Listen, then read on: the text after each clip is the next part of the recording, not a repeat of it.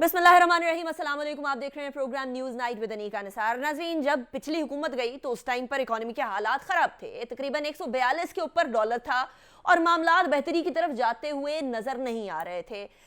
Pakistan democratic movement और Pakistan peoples party ने एक मूवमेंट चलाई, महंगाई ख़त्म करने के लिए, महंगाई के खिलाफ एक मुहिम चलाई। लॉन्ग मार्च भी हुई और उस लॉन्ग मार्च के बाद वोट ऑफ नो कॉन्फिडेंस की मूवमेंट सामने आई। वोट ऑफ नो कॉन्फिडेंस जब प्रॉपरली आगे बढ़ा और उसके बाद कामयाब हुआ तो कहा यह गया कि अब जो माशी वोज हैं, पाकिस्तान के इकोनॉमिक वोज हैं, वो ख़त्म हो जाएंगे। अभी कल ही एंटोनियो गुटेरेस, यूएन के सेक्रेटरी जनरल, उन्होंने बड़े वाज़ेह तौर पर कहा है कि पाकिस्तान सिर्फ और सिर्फ फ्लड के अंदर डूबा हुआ नहीं है बल्कि डेट के अंदर भी डूबा हुआ है। दुनिया को उसकी मदद करनी चाहिए। एक तरफ दुनिया मदद करने को आ रही है लेकिन हमारे सियासतदान किसी भी तरीके से ना तो मिसाके मईशत की तरफ आ रहे हैं और ना ही पाकिस्तान की इकोनॉमी को सहारा देने की तरफ आ रहे हैं। पाकिस्तान के अंदर कई ही अच्छी खबरें आई। पाकिस्तान में IMF का जब नेक्स्ट लोन की अप्रूवल के बाद ट्रांस की बारी आई तो उसके बाद भी हम लोगों ने मार्केट के अंदर एक आधे दिन तो कुछ पॉजिटिव ट्रेंड देखा, लेकिन उसके बाद मामलात फिर गड़बड़ की तरफ चले गए। सऊदी अरब ने $3 अरब के डिपॉजिट की मुद्दत के अंदर 1 साल की बढ़ोतरी कर दी।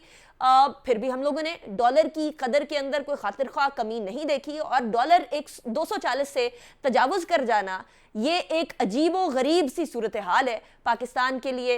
मेरे प्रोग्राम में शेख रशीद साहब ने फरमाया था कि 250 रुपए तक जाएगा और अब मुझे डर है, खतरा है कि कहीं ये बात वाकई में सच साबित ना हो जाए, क्योंकि एक तरफ पाकिस्तान सैलाब के अंदर डूबा हुआ है, इकोनॉमिक लॉस ऑलरेडी पाकिस्तान का बेशुमार हो चुका है और दूसरी तरफ हमारे यहाँ की पॉलिसीज इनकंसिस्टेंट होने की वजह से यहाँ बिजनेसेस भी सफर कर रहे हैं और डॉलर के महंगे होने की वजह से जो बिजनेसेस इंपोर्ट करते थे चीजें वो वैसे ही अच्छा खासा दजका खा चुके हैं। आलमी मार्केट के अंदर पेट्रोलियम मसनूआत की कीमतें भी आसमान से बात कर रही हैं। बहुत सारे ममालिक रशिया की तरफ जा रहे हैं जिसके अंदर अब इंडोनेशिया भी शामिल हो गया है, लेकिन पाकिस्तान में अभी भी जो पेट्रोलियम मसनूआत आ रहे हैं वो महंगे मसनूआत आ रहे हैं और उसकी वजह से एक आम सारिफ, चाहे वो बिजली का सारिफ हो चाहे वो गाड़ी के अंदर फ्यूल डलवाना हो, वो बड़े बुरे तरीके से मुतासर हो रहा है। एक शख्स जिसका खर्चा शायद अपनी गाड़ी के फ्यूल का 15,000 रुपये हुआ करता था, अब वो 40,000 तक पहुंच गया है और मामलात यहां थमते हुए नजर नहीं आ रहे हैं अनफॉर्चुनेटली। 16 अगस्त को डॉलर की जो कदर थी 213 रुपये थी। उसके बाद 29 अगस्त को IMF की मंजूरी के बाद जो है वो ये डॉलर 218 के ऊपर था। बाय दैट टाइम 218 पे आ चुका था, लेकिन कोई बेहतरी की तरफ डॉलर नहीं गया। 31 अगस्त को IMF से किस्त मिलते ही डॉलर 2 रुपए और बढ़ गया, 3 रुपए और बढ़ गया और 221 के ऊपर चला गया। उल्टी गंगा बहने लग गई, जहां बेहतरी होनी थी वहां बेहतरी होते हुए नजर नहीं आई। आज जो है ओपन मार्केट के अंदर डॉलर 240 से ऊपर है, कल भी 240 से ऊपर था और इंटर बैंक के अंदर भी मामलात वो इस तरह की सूरत हाल है कि जैसे डॉलर जो है वो खंजर लेकर पाकिस्तानी अवाम का कत्ल करने निकला हुआ है। होने क्या वाला है, पाकिस्तान की इकोनॉमी को संभाला कौन देगा, या कोई देगा भी या नहीं देगा, और जो दावा कर रहे हैं कि अगर हम आए तो हम बेहतरी की तरफ लेकर आएंगे, पॉलिटिकल इकोनॉमी पाकिस्तान की किस तरफ जा रही है, इस तमाम चीज़ों के बारे में बात करेंगे। मेरे साथ जो मेहमान मौजूद हैं मैं उनका तारुफ करवा दूं। हारून शरीफ साहब हमारे साथ मौजूद हैं, एक्स चेयरमैन इन्वेस्टमेंट बोर्ड हैं। बहुत शुक्रिया हारून शरीफ साहब, आपने हमें ज्वाइन किया। It's a pleasure having you in the show. Doctor Farrukh Salim साहब हमारे साथ मौजूद हैं, जाने माने इकोनॉमिस्ट हैं, बड़ी साफ गो गुफ्तगू करते हैं, he doesn't mince his word. बहुत शुक्रिया डॉक्टर साहब, आपने भी हमें ज्वाइन किया। शकील अहमद रामे साहब भी हमारे साथ मौजूद हैं, इकोनॉमिस्ट हैं और साथ चाइना के साथ जो इन्वेस्टमेंट है उसके ऊपर भी काफ़ी गहरी नज़र रखते हैं। बहुत शुक्रिया शकील साहब, आपने भी हमें ज्वाइन किया। हारून शरीफ साहब, मुझे याद है पाकिस्तान तहरीक इंसाफ के दौर में मैं बहुत सारे बिजनेसमैन से पूछा करती थी, बात करती थी कि पाकिस्तान की इकोनॉमी को आप किस तरह देख रहे हैं, तो उनको एक ही चीज़ का शिकवा होता था कि अनसर्टेनिटी गड़बड़ करेगी। लेकिन अब तो अनसर्टेनिटी भी वो आसमानों से भी ऊपर बात करने लग गई है। अब इस अनसर्टेनिटी के अंदर पाकिस्तान की बिजनेस सिचुएशन, सैलाब के अंदर पाकिस्तान की बिजनेस सिचुएशन, डॉलर की जो कीमत ऊपर जा रही है उसकी वजह से पाकिस्तान की बिजनेस सिचुएशन, जो इन्वेस्टमेंट आनी थी उसके क्या अहवाल है हारून शरीफ साहब? जी बहुत शुक्रिया अनीका। देखिए आपने बहुत सी बातें की हैं अपने इंट्रोडक्शन में। इस वक्त जो हमारे एक तो अंदरूनी फॉल्ट लाइंस जिनकी हम पहले बात करते रहे हैं, जिनको स्ट्रक्चरल चेंजेस की जरूरत है, बात तो बड़ी सीधी सी है जहां डॉलर के लिंक की है कि हमारे आउटफ्लोज जो हैं वो कहीं ज्यादा हैं डॉलर की रिक्वायरमेंट से जो इनफ्लो आता है डिफरेंट सोर्सेज से। और लॉन्ग टर्म हल तो इसका एक ही है कि जब तक एक्सपोर्ट्स नहीं बढ़ती, लेकिन उसको 10 बरस लगते हैं, मार्केट्स जो हैं जब तक उनको वो सिम्प नहीं दिखाई देगी वो आपके ऊपर प्रेशर रहेगा। एक तो ये चीज है। दूसरा हमें समझने की जरूरत है कि ग्लोबली क्या हो रहा है। पहले ये था कि पाकिस्तान के अंदर अगर हालात बुरे होते थे तो ग्लोबली सीन जो था वो कहीं अच्छा होता था तो आपको कोई बेल आउट कर देता था, और हमने हमेशा हमीशत को अपनी जियोपॉलिटिकल लेवरेज पे हल करने की कोशिश की। सही। हमने कभी भी कोई सीरियस इकोनॉमिक मॉडल बनाने की कोशिश नहीं की। तो अब जो दुनिया में ये हो रहा है कि इंटरेस्ट रेट्स हर जगह बढ़ रहे हैं, इकोनॉमीज को श्रिंक किया जा रहा है ताकि इन्फ्लेशन से निजात हासिल की जाए। यूके और यूएस में इन्फ्लेशन डबल डिजिट की तरफ जा रहा है। जो मल्टीलैटरल्स हैं उनके रिसोर्सेज पर प्रेशर आ रहा है और बॉन्ड मार्केट्स के जो पैसे हैं उनकी प्राइसिंग ऊपर जा रही है। तो इस वक्त जो अवेलेबिलिटी ऑफ कैपिटल है वो कम होती जा रही है क्योंकि दुनिया एक रिसेशन की तरफ ट्रेंड नजर आ रहा है। अब इस सूरत हाल में पाकिस्तान के अंदर पहले हम कोविड से निपटे, उससे निकल आए, हमने पॉलिटिकल सर्टेनिटी की तरफ बिल्कुल स्टेप नहीं लिया, फिर अब हमारे ऊपर फ्लड्स का एक शॉक आ गया। अब इस सूरत हाल में रैशनल चॉइस तो ये लगती है कि हम एक बड़ा मजबूत ग्रुप बनाएं लोगों का जिनकी इस एरियाज के अंदर बेइंतहा एक्सपर्टीज हो, ग्लोबल मैक्रो इकोनॉमी को समझते हो, यहाँ पे स्ट्रक्चरिंग कर सकते हो, 2-3 रिफॉर्म इंट्रोड्यूस करें, सारी पार्टियों का उन पे एतबार हो। ये मैं एक आइडियल सिचुएशन दे रहा हूं, लेकिन जो रियलिटी है इस वक्त प्रोफेशनल के लिए पहले भी स्पेस नहीं थी, अब भी स्पेस नहीं है कोलिशन हुकूमत के अंदर। अनफॉर्चुनेटली मिफ्ता साहब हमारे दोस्त भी हैं और अच्छे फाइनेंस मिनिस्टर हैं, लेकिन मार्केट को तो उनका भी रहना जो है उसके ऊपर सवालात आ रहे हैं। अच्छा। सो जब इतनी अनसर्टेनिटी हो, क्योंकि वो आप देखें एक तो कानूनन वो 6 माह रह सकते हैं, वो इलेक्टेड नहीं है। सो गवर्नमेंट को कोई फैसला लेना चाहिए सर्टेनिटी के लिए। आपको पता है स्टेट बैंक के गवर्नर की अपॉइंटमेंट में भी देर हुआ। तो जब मार्केट के अंदर ये सिग्नल्स जाते हैं तो उनका इंपैक्ट जरूर आता है। डॉलर जो है ग्लोबली स्ट्रांग हो रहा है, आप उसको यूरो के अगेंस्ट देखें, येन के अगेंस्ट देखें, लेकिन इस सूरत हाल के अंदर कल बड़ी इंटरेस्टिंग मैंने नंबर देखा कि जो हमारे खित्ते में जो करेंसी जो इफेक्ट नहीं हो रही, बांग्लादेश 11% डिवैल्यू हो गया एक हफ्ते में डॉलर के अगेंस्ट। जो एक मुल्क है अफगानिस्तान, उसकी करेंसी अभी तक स्टेबल है। सो इट्स एन इंटरेस्टिंग बाकी फैक्टर। चीजें स्टेबल हो ना हो हारून शरीफ साहब, इकोनॉमी स्टेबल है, चलें इतना ही सही। बट करेंसी स्टेबल है, इकोनॉमी तो नहीं। तो आई करेंसी थिंक स्टेबल है हमें बिल्कुल। जरूरत इस चीज की है कि कोई एक आध चीज के ऊपर हाँ। कुछ सिग्नल दे पाए कि हम संजीदा हैं इन हालात से डील करने के लिए। फ्लड्स में भी हम एक केस बना रहे हैं कि हमारे ऊपर बेइंतहा मुसीबत आई है, जो वाकई आई है, लेकिन हमें कोई डील रखनी चाहिए कि हम ये कर रहे हैं, आप हमें इस मॉडल में हेल्प आउट करें। फ्री मनी अब दुनिया में अवेलेबल नहीं है। सही, ठीक है, आई एग्री टू दैट। वो स्पेशली वो जो दोस्त जिनकी तरफ हम देखा करते थे, अब उन्होंने भी थोड़ी थोड़ी जो है वो अपनी आंखें फेरना शुरू कर दी हैं डॉक्टर साहब। लेकिन जिन दोस्तों ने वो जो अभी 1 साल की मुद्दत बढ़ाई भी है 3 अरब डॉलर वाली सऊदी अरब ने, उसके बावजूद भी कोई फर्क नहीं पड़ा पाकिस्तान की इकोनॉमी को, कोई पॉजिटिव ट्रेंड देखने में आते हैं। एटलीस्ट डॉलर की कदर के अंदर कुछ कमी होती है, कुछ महंगाई के अंदर कमी नजर आती है, कुछ सर्टेनिटी नजर आना स्टार्ट होती है। मिफ्ता इस्माइल साहब ने बोला कि जी IMF ने अब हम लोगों को लोन अप्रूव कर दिया, ये वाला लोन का ये वाली पार्ट भी आ जाएगा, कोई मसला ही नहीं होगा, अब चीजें स्मूथ हो जाएंगी। मार्केट ने उस बात को रिजेक्ट ही कर दिया कंप्लीटली। डॉक्टर साहब, आप तो पॉलिटिकल इकोनॉमी बड़ी गहरी नजर रखते हैं, ये क्यों ऐसे हो रहा है? Is this the first time it's happening, ये इससे पहले भी ऐसा होता रहा?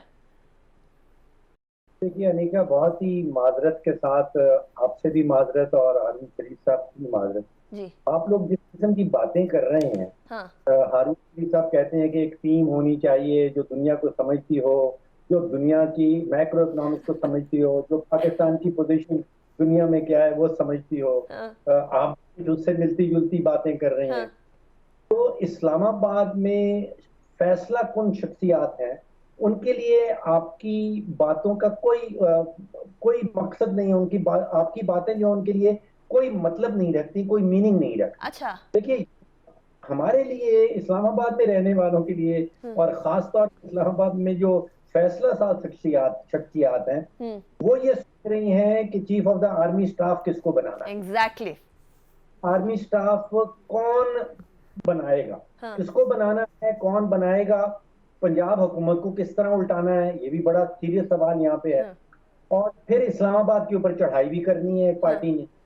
हमारे लिए ये 4 चीजें इंपॉर्टेंट हैं। हाँ। आप मालूम नहीं कि किस सिमत में चले। हम बड़े मासूमों वाली बातें कर रहे हैं। मुझे तो वो मसला ये है डॉक्टर साहब, शायद इस्लामाबाद के ये जो शख्सियात हैं इनके आंखों पे पट्टी बंदी हो, लेकिन हम तो देख रहे हैं जो हालात हैं सैलाब ज़दगान के, अवाम के। एक शख्स का 10,000 से 40,000 तक सिर्फ फ्यूल का बिल हो गया। क्या करें फिर? ना करें बात, मुंह पे पट्टी बांध लें? यहाँ पे तो हम इस्लामाबाद वाले ये समझते हैं कि आपकी आंखों पे और हारून शरीफ साहब की आंखों पे पट्टी बंदी। अच्छा। असल चीजें जो डिस्कस करने वाली है वो यही है कि कौन बनेगा चीफ और कौन बनाएगा चीफ। सही। और कैसे इस्लामाबाद पे चढ़ाई होगी। हम गलत से चल पड़े। नैब कैसे खत्म होगा और नैब कैसे खत्म होगा? हाँ। अच्छा देखिए अनिका, इस वक्त जो संगीन और खतरनाक किस्म का क्राइसिस है जी। वो डॉलर नुकसान है। हाँ। इसको हम लिक्विडिटी क्रंच कहते हैं, चाहे वो इंटरबैंक हो चाहे वो ओपन मार्केट हो। पाकिस्तान में डॉलर्स हो गए हैं खत्म। सही। और आप सोचिए कि हमने 20-25 बिलियन डॉलर का पेट्रोल खरीदना है, 3 बिलियन डॉलर का तो हमने खाने बनाने का तेल खरीदना है, कोई 2 बिलियन का कोयला खरीदना है, 3 बिलियन की एलएनजी खरीदनी है, फिर सैलाब है तो 2-3 बिलियन डॉलर की गंदम भी खरीदनी होगी, कोई 70 अरब डॉलर का करंट अकाउंट डेफिसिट है उसका खसारा पूरा करना है, कोई 17 अरब डॉलर के कर्जे वापस करने हैं और डॉलर हो गया खत्म। और फोकस हमारा सारा इस पे है कि chief of the army staff कौन बनेगा।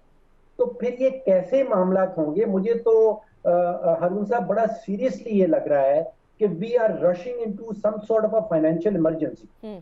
या तो डिक्लेयर करनी पड़ेगी। अच्छा। अगर तो सिमत में आप चलते रहे जिस सिमत में हम जा रहे हैं तो बड़ा वाज़े है कि वी आर सून और very soon going to hit into some sort of financial emergency. और फाइनेंशियल इमरजेंसी में ये हो जाएगा कि इतने सारे डॉलर्स रह जाएंगे कि या तो आप गंदम इंपोर्ट कर लें, कुछ खाने पकाने की चीजें इंपोर्ट कर लें, और या फिर आप अपने कर्जे उतारें। दोनों काम इकट्ठे नहीं कर पाएंगे। सही। तो मुझे तो हालात खराब से खराबतर होते जा रहे हैं, नजर आ रहे हैं, अगर हमारी फोकसेस और अगर हमारी तरजीहात यही रहें। ठीक है। अच्छा, अब और तरजीहात तो फिलहाल नवंबर तक तो यही नजर आ रही हैं डॉक्टर साहब। तो आप जरा बड़ी खौफनाक किस्म की खबर सुना रहे हैं हमें, लेकिन शकील रामे साहब, हम लोग तो बाकी दोस्तों की तरफ भी देख रहे थे, इन्वेस्टमेंट की तरफ भी देख रहे थे, चीन हो, अमेरिका हो, बाकी हमारे अरब ममालिक दोस्त हो। हम अपनी तरफ क्यों नहीं देखते? कभी जरा शीशा आईना सामने रख के हम क्यों नहीं देखते कि हम क्या कर सकते हैं? पता नहीं, शायद हमें अपनी शक्ल पसंद नहीं आती। अच्छा। तो पता चल जाता है कि हमने क्या काम किया है। हाँ। देखिए, जो बात है ना कि हम अपनी तरफ क्यों नहीं देखते, ये हमने शुरू दिन से देख रहे हैं कि जो हमारा स्ट्रक्चर सिस्टम है कि जिसमें हमने इन्वेस्टमेंट को हम कोई इतनी ज़्यादा अहमियत नहीं देते। हम कर्जे लेने को ज़रा अहमियत देते हैं। हम जब मुफ्त का जहीं से कोई पैसा आ जाए तो ज़रा अहमियत देते हैं। तो उस पैसे को ना मुफ्त में बांटने को भी अहमियत देते हैं। जिस तरह सास प्रोग्राम खड़ा कर दिया, बेनजीर इनकम सपोर्ट प्रोग्राम खड़ा कर दिया, आपने प्रोडक्टिव रिसोर्सेज पे नहीं लगाते। अभी बात कर रहे थे फ़ारूक साहब वो कि शायद हम हिट करें। अभी देखें ना, अभी सऊदी अरेबिया का 3 बिलियन निकाल दें और चाइना का 4.5 बिलियन निकाल दें, तो क्या हम इमरजेंसी तक पहुंच चुके हैं कि पहुंचने वाले हैं फिर? यानी कि ये हमारे दोस्त है ना 2-3 जो कि दुनिया में हमारे साथ हमेशा खड़े होते हैं, वो ऑलरेडी आपको ऑलमोस्ट 7.5 बिलियन का यानी कि डेफर मिल चुका है। उसके बावजूद आपके पास ये हालात हो चुके हैं कि हमारे पास, हम जिस तरह फ़ारूक साहब कह रहे थे कि हम किसी न किसी टक्कर मारने वाले हैं और उस स्टेज तक पहुंचने वाले हैं। दूसरी चीज़ यह है कि हमें इन्वेस्ट जो बेसिक चीज़ है समझने वाली, एक तो डॉलर की बात कर दी हमने कि डॉलर की कीमत तो अमेरिका में भी बढ़ रही है, अमेरिका का डॉलर स्ट्रांग हो रहा है। और वहाँ बड़ी इंटरेस्टिंग स्टेटमेंट थी, अगर इफ इट इज़ ट्रू, मैं पढ़ रहा था कि बाइडेन साहब कह रहे हैं कि इन्फ्लेशन मेरा मसला नहीं है। अगर उनका अपने मुल्क में इन्फ्लेशन मसला नहीं है तो दुनिया की तो उनको कोई परवाह नहीं होगी। तो वो तो हमें बड़ा क्लियर होना चाहिए कि हमें किसी तरह से सपोर्ट मिलेगी, वो इतनी बड़ी ज़रा नहीं है। दूसरी बात यह है कि हमें ना जो बेसिक हम निकलना चाहते हैं, अगर हमारी ख्वाहिश है तो वो सिर्फ यही है कि हम इन्वेस्टमेंट रजीम में जाएं। अब देख रहे हैं फ्लड आया, हम क्या कर रहे हैं? हम विक्टिम हुड का कार्ड खेल रहे हैं। भाई विक्टिम हुड से आपको कुछ नहीं मिलना। आपने किसी ने आपको पीनट्स देने, लोगों ने आपको देखा पूरी दुनिया में हर मुल्क, दूसरा मुल्क जो क्लाइमेट चेंज से वल्नरेबल है, फिर फाइनेंशियल क्राइसिस आया हुआ पूरी दुनिया में। आप जर्मनी, आप यूरोप की मार्केट को पढ़े, जर्मनी में फार्मर जो है कि रोड्स पे आ चुके हैं, नीदरलैंड में आ चुके हैं, उनके क्राफ्ट्समैन यानी कि उधर आ चुके हैं। वो कह रहे हैं कि हमें दो, यूके में वो मलका एक एलिजाबेथ के बाद वो कहने में सुनने में आ रहा है, वहाँ एक सीरियस जो है कि मुख्तलिफ डिपार्टमेंट्स अपनी स्ट्राइक्स लॉन्च कर रहे हैं। यूएसए में ये हो रहा है। इस स्टेज पे आप जाकर लोगों को कहते हैं कि हमारे फ्लड आकर हमें पैसे दे दें खराब में, तो कोई नहीं देगा। इसका एक ही हाल था कि हम अपना एक बेटर बिजनेस प्लान बनाएं, जिस तरह के भी, यानी कि स्कॉटलैंड में भी अभी हुआ था, जो कॉप हुई थी 50 कैसे बनाए? अभी डॉक्टर साहब ने बोला कि उस तरफ तो ध्यान ही नहीं है हमारा। देखिए किसी ना किसी को बनाना है यहाँ तो। अब देखिए ना, अब ये बात डिबेट शुरू करनी है, अगर तो for the sake of debate हम इधर लगे रहते हैं, हाँ। एक दूसरे बुरा कह के घर चले जाते हैं, तो फिर इसका मतलब ये कि हम भी उनसे कोई खास मुख्तलिफ नहीं है कि जिनको हम अभी बुरा कह रहे हैं। अच्छा, कि देखिए ना, आप किसी ना किसी कोई चीज फेंकें, शायद किसी को क्लिक कर जाए। अच्छा। हमारा मकसद ये कोशिश करना होता है ना, कबूतरों को दाना फेंकते हैं उसी तरीके से सियासतदानों के सामने हम लोग देखते रहे ना, कहीं ना कहीं कोई चीज क्लिक करती है। देखिए हम बिल्कुल ही कहते हैं कि क्लिक नहीं करती, हाँ। तो ऐसा भी नहीं है, कुछ ना कोई चीज कहीं ना कहीं क्लिक करती है। फिर मैं जरा सोल्यूशन की तरफ भी आती हूँ शकील रामे साहब, मुझे जरा ब्रेक की तरफ जाने दीजिएगा। ब्रेक के बाद वापस आते हैं, उसके बाद देखते हैं कि कौन सा प्लान हम उनके सामने, सारे सियासतदानों के सामने फेंक सकते हैं। कल इमरान खान साहब ने भी एक मुलाकात की है, जरा उसके बारे में बात करेंगे एक ब्रेक के बाद।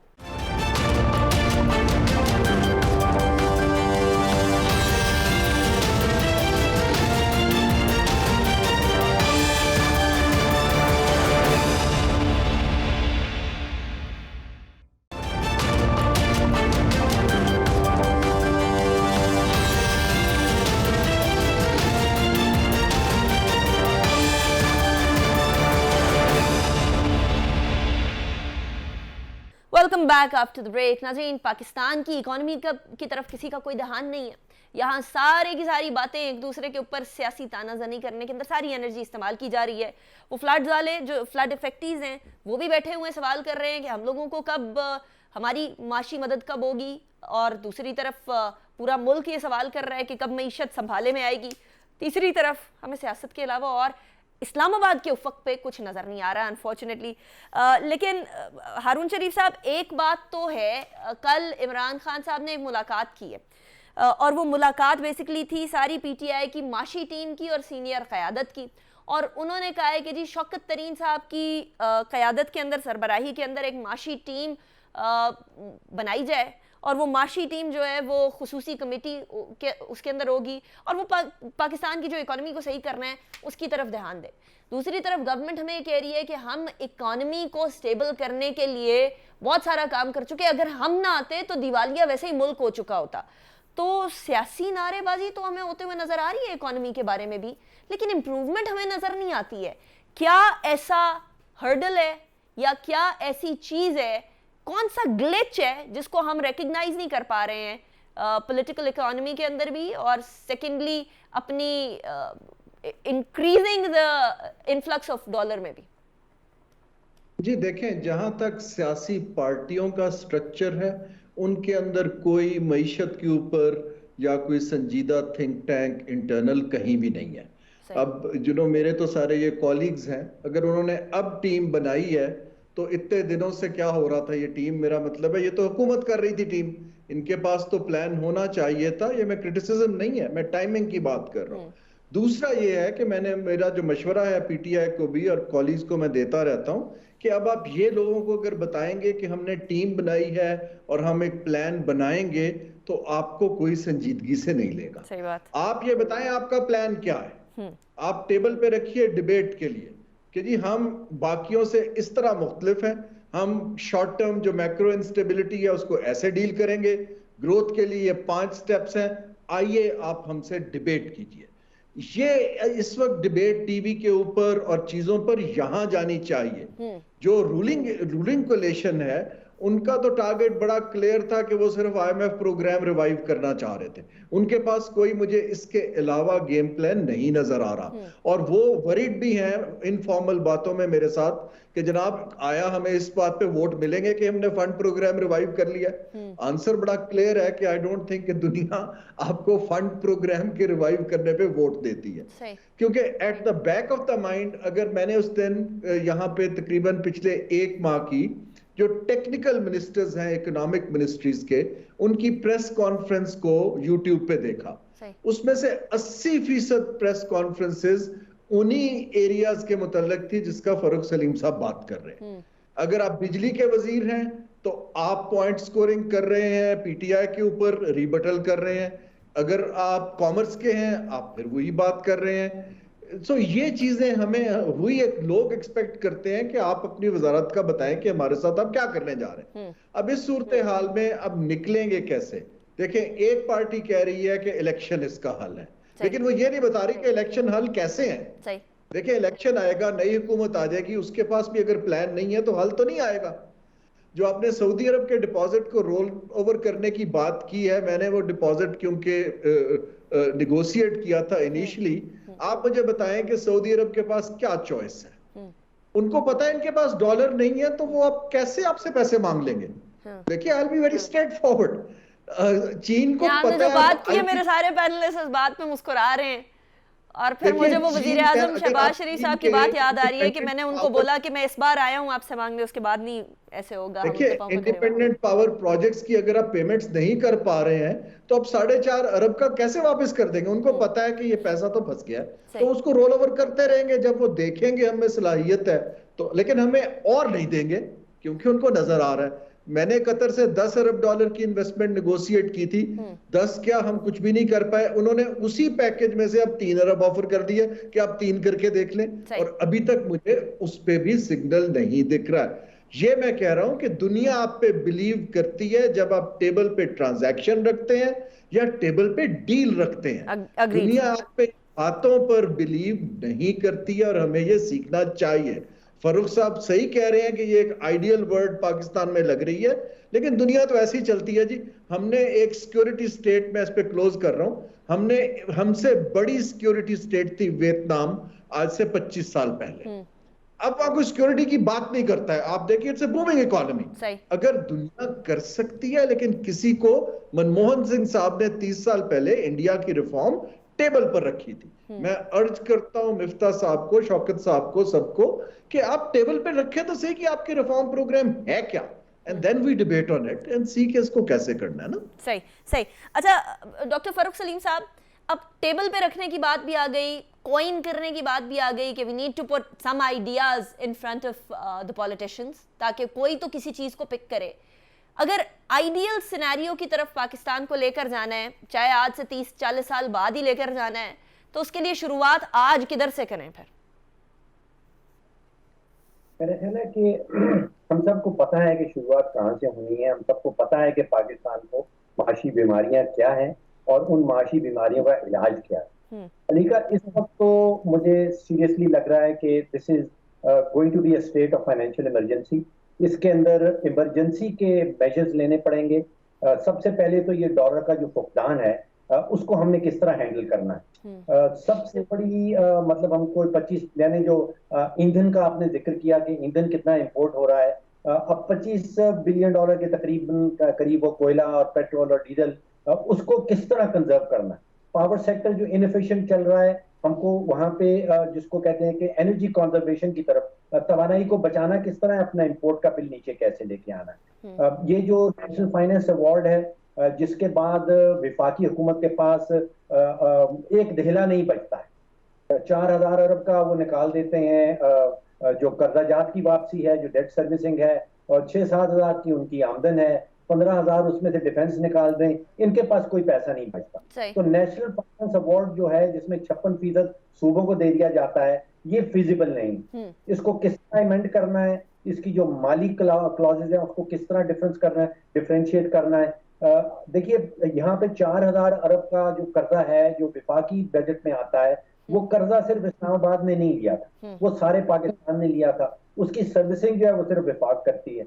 जो 1500 अरब का डिफेंस है, वो दिफा जो है वो सिर्फ इस्लामाबाद का दिफा नहीं हो रहा, वो पूरे पाकिस्तान का दिफा हो रहा है, लेकिन उसकी सारी अमाउंट जो है वो विफाकी बजट से निकलती है। इसी तरह तिजारत किस तरह खोलनी है, तिजारत खोले बगैर नहीं जाता कहीं भी मामला।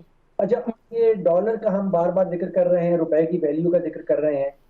पिछले कोई 3 महीनों के अंदर 7 या 8 बड़े बैंक हैं जिन्होंने कोई 22 अरब रुपया डॉक्यूमेंट किया, अपना दिखाया कि हमने माल बनाया और फॉरेन एक्सचेंज से माल बनाया।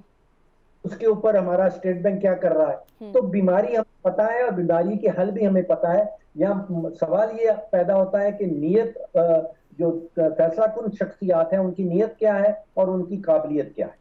ठीक, चलिए मैं इसी पॉइंट पे ब्रेक की तरफ जाती हूँ डॉक्टर साहब। उसके बाद शकील अहमद रहमान साहब, मैं आपकी तरफ आऊंगी विद द क्वेश्चन कि अगर हम लोगों ने पॉलिटिशियंस के सामने कुछ रखना है, अभी बहुत सारी चीज़ें डॉक्टर साहब ने जिनकी तरफ गिनवा दिया, जिसके अंदर तरजीहात है बजट की, ये भी बड़ा इंपॉर्टेंट है। We have to deal with this emergency and the economic oncoming economic emergency, लेकिन are we ready for that?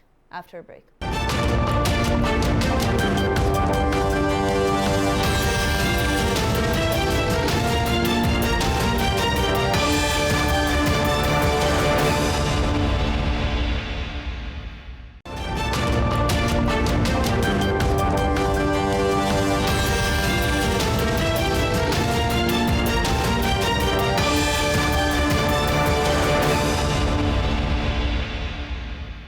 Welcome back after the break पे जाने से पहले हम डिस्कशन कर रहे थे पाकिस्तान की मईशत के ऊपर, जिसकी तरफ किसी का कोई ध्यान ही नहीं है। हम लोगों को हर कोई सियासत के बारे में बात करता हुआ नजर आ रहा है। हम लोगों के सामने एक बड़ा इकोनॉमिक कैटास्ट्रोफी है फ्लड की फॉर्म के अंदर, जिसके बारे में हम कुछ नहीं कर रहे होते। मजे की बात यह है, बहुत सारी इकोनॉमीज जिनकी करेंसी की कदर डॉलर से कम है, वो बड़े अच्छे तरीके से परफॉर्म कर सकती हैं। आपको अपनी इकोनॉमी का मॉडल चेंज करना पड़ेगा। शकील साहब, हमारे यहाँ हमारा मॉडल है इंपोर्ट बेस्ड। अगर यही मॉडल हमारा एक्सपोर्ट बेस्ड हो जाए तो हम तो इस बढ़ती हुई डॉलर की कदर से फायदा उठा सकते हैं। इसकी तरफ तवज्जो है? आपके मुंह में घी शक्कर अगर ऐसा हो जाए तो क्योंकि पाकिस्तान के तो सारे यानी कि जिनको आप बात कर रहे हैं वो यही बात कर रहे हैं। देखिए, मॉडल तब ठीक होता है जब मॉडल को बनाने वालों की कोई बात हो रही हो। बंदे अभी हारून साहब ने जिक्र किया कि पीटीआई ने वो शौकत तरीन साहब के अंदर एक कमेटी बना दी है। वो खुद एक बैंकर है और बैंकर का काम कुछ और होता है। जहां अभी पीएमएलएन की बात देख लें तो सागदार साहब पीछे बैठ के शॉर्ट खेलते हैं, वो एक अकाउंटेंट है। इन सब का काम होता है बही खातों को सीधा रखना, इकोनॉमी को प्लान करना एक और गेम है। बाली गेम और होती है इकोनॉमी को प्लान करने की। जैसे अभी हारून साहब ने बात की थी, मैक्रो इकोनॉमी को लोग समझते हो कि उसकी एलोकेशन, लेकिन जो पॉलिटिकल इकोनॉमी होती है इट्स ऑल अबाउट एलोकेशंस, कि आपने रिसोर्सेज को एलोकेट कैसे करना, प्लान कैसे करना है। उसमें कुछ चीजें आपको कभी खाते में कम आती हुई नजर आ रही होती है, मगर उसका जब फ्यूचर के जो बेनिफिट होते हैं वो बियॉन्ड योर इमेजिनेशन होते हैं। अब ये जो चीज है ना कि हमें जो प्लानिंग बेटर जो करनी शुरू से, आपने एक्सपर्ट से तो बात नहीं करनी, ना करें, आपकी मर्जी। कम से कम एक्सपर्ट से कुटी है कोई कटी हुई है। देखिए वो देखे ना कि आप उनकी जुबान नहीं बोलेंगे। अब देखें ना, आप किसी भी पॉलिटिकल पार्टी से बात करना तो वो कहते हैं चाहिए आप हमारे तर्जमान बन जाए, हमारी बात को आगे बढ़ाएं, लेकिन लोग समझ नहीं रहे हैं, आप हमें बेनिफिट करें। डॉक्टर साहब मुस्कुरा रहे हैं, वो भुगत चुके हैं सारी चीज। एक्सपर्ट जो होते हैं, एक्सपर्ट जो राय देता है अपनी, वो जेन्युइन देता है। अदरवाइज तो वो आपका मुलाजिम हो गया, जो आपका पॉलिटिकल वर्कर हो गया। और कोई भी एक्सपर्ट ये नहीं चाहता किसी का पॉलिटिकल वर्कर नजर आए। आपने देखिए सिंपैथीज होना और बात है। तो मैं ये कह रहा था कि पहले आप अपनी जो माशी टीमें हैं उनकी जो क्या कहते हैं उनकी कंपोजिशन ठीक कर लें। उनको बैंकरों से, अकाउंटेंट से ना खदा रखा, उनसे बजाय आप पॉलिटिकल इकोनॉमी को एडजस्ट करें कि वो देखें कि इकोनॉमी चलती कैसे है, एलोकेशन कैसे होती है, इंटरेस्ट। अब बात यहाँ तक आ गई है कि आप कह रहे हैं खुदा दा वास्ता। हम क्या कह सकते हैं, हम तो यही कह सकते हैं। अब हमारी अगर हम पे बातें चल रही होती तो कब से, यानी कि हारून साहब इतने यानी कि टाइम गवर्नमेंट में गुजार के आए। हालांकि मैंने ही वाज इन ऑफिस, मैं मिलने भी गया था, तो इतने he has a wonderful ideas. Yes, वो भी भुगत चुके हैं सारी चीजें। शकील साहब वो भी भुगत चुके हैं। क्यों हारून शरीफ साहब ये भुगतते रहेंगे एक्सपर्ट्स, और इकोनॉमी कोई और चलाते रहेंगे? ये ब्यूरोक्रेसी जो एक्सपर्टीज को स्पेस नहीं देगी। और नियर फ्यूचर में पॉलिटिशियंस जो हैं रिजल्ट कर नहीं पाएंगे, उनको समझ नहीं है, वो मानते नहीं है, लेकिन उनको समझ ही नहीं है कि उनको कैसी एक्सपर्टीज लाने की जरूरत है। और उसको देखिए, एक्सपर्ट के पीछे सियासतदान को खड़े होना पड़ता है। मैंने हसीना वाजिद के पास देखा है, मैंने ईस्ट एशिया में देखा है, चीन में देखा है, क्योंकि एक्सपर्ट जो आते हैं अपने एरिया के, उनके पास कोई कंस्टिट्यूएंसी भी नहीं होती और वो पावर गेम भी नहीं खेलने आते। अगर विजिबली आपकी सियासी क़यादत पीछे खड़ी होगी तो मार्केट में वो काम कर पाएंगे, नहीं होगी तो ब्यूरोक्रेसी आपको 2 मिनट में ट्रम्प कर देगी। सो एक तो ये चीज बड़ी क्लियर समझने की है। दूसरी ये है कि हमारे में सलाहियत इतनी कम रह गई है ओवर द इयर्स, क्योंकि हम जो है फेवर्स लेके पैचेस लगाते रहे मईशत के अंदर। अब वो जो सलाहियत कम है, तो हमें एक या 2 चीजें करके दिखाने की जरूरत है, और वहां हम स्ट्रगल कर रहे हैं। हम कोई मैसिव स्ट्रक्चरल शिफ्ट नहीं कर पाएंगे, ये मेरा कंसिडर्ड ओपिनियन है। ये परमानेंट आपकी स्टेटमेंट समझे हारून साहब, या फिर ये सर्टेन इयर्स तक? जी, अगले 10 साल में मुझे नहीं नजर आ रहा कि कोई स्ट्रक्चरल शिफ्ट आ जाएगी और पाकिस्तान एक एक्सपोर्ट्स बेस्ड इकोनॉमी बन जाएगा। हाँ, पाकिस्तान सिमट ले सकता है, लेकिन उसके लिए हमें कोई 1-2 सेक्टर्स पकड़ के विनर्स को पकड़ना पड़ेगा, और लूजर्स को आप लेट देम डाई, जो स्टेट के ऊपर पल रहे हैं।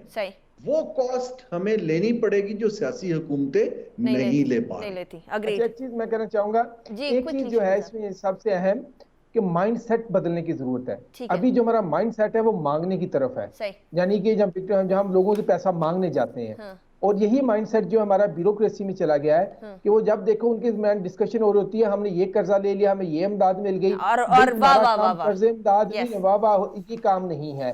और जो तीसरी चीज है माइंडसेट की, हमें ये एक्सेप्ट करना पड़ेगा, जिस तरह अभी हारून शरीफ साहब कह रहे हैं कि ब्यूरोक्रेसी को ठीक किए बगैर आप एक कदम नहीं चल सकते। हम आर्मी को कहते हैं, हम सबको कहते हैं, real problem lies with bureaucracy. Right, closing remarks doctor Farooq Salim साहब। मैं अलीका यही कहना चाहता हूँ कि जितने मेजर्स हमें लेने होंगे, वो मैं समझता हूँ कि हारून शरीफ साहब ठीक कह रहे हैं, वो नॉर्मल सिचुएशन में नहीं हो सकते। वो किसी किस्म की फाइनेंशियल इमरजेंसी डिक्लेयर करके उसके नतीजे में आप ये वाले जो मेजर्स हम सबको पता है कि क्या है। डॉक्टर साहब, आज आपने प्रोग्राम में फाइनेंशियल इमरजेंसी डिक्लेयर करवा के छोड़ना लगता है। मेरे बस में तो है नहीं। अच्छा। मैं तो आपको जो आप सवाल करती हैं उनकी देखिए, बहुत सारी पॉलिसी, जैसे अब हम एक वो इंपोर्ट सब्स्टिट्यूशन की पॉलिसी आजकल अपनाए हुए हैं कि हमने इंपोर्ट पर रिस्ट्रिक्शंस लगानी है। हम सीखते नहीं हैं कि 45 साल यही काम इंडिया ने किया। अभी हारून साहब का जिक्र कर रहे थे, वो मनमोहन सिंह ने आके कहीं 91-92 में उसको बदला तो इंडिया कहीं निकला। यही सारी फेल्ड पॉलिसीज जो हैं, ये घाना ने की हैं, नाइजीरिया ने की हैं, ये ब्राजील ने की हैं, जिम्बाब्वे ने की हैं, ये अर्जेंटीना ने की हैं, और हम अभी उन्हीं फेल्ड पॉलिसीज को गले लगा बैठे। ठीक हो गया डॉक्टर साहब, डॉक्टर फारूक सलीम साहब, थैंक यू वेरी मच। हारून शरीफ साहब, बहुत शुक्रिया आपने ज्वाइन किया। शकील अहमद रामे साहब, बहुत शुक्रिया आपने ज्वाइन किया। Was a pleasure having all of you. Pakistan की इकोनॉमी सही है तो पाकिस्तान की बाकी सारी चीज़ें सही है। जरा सियासतदानों की नजर करम की ज़रूरत है। नीका निसार को इजाज़त दीजिए, अपना बहुत ख्याल रखिएगा। अल्लाह हाफिज़।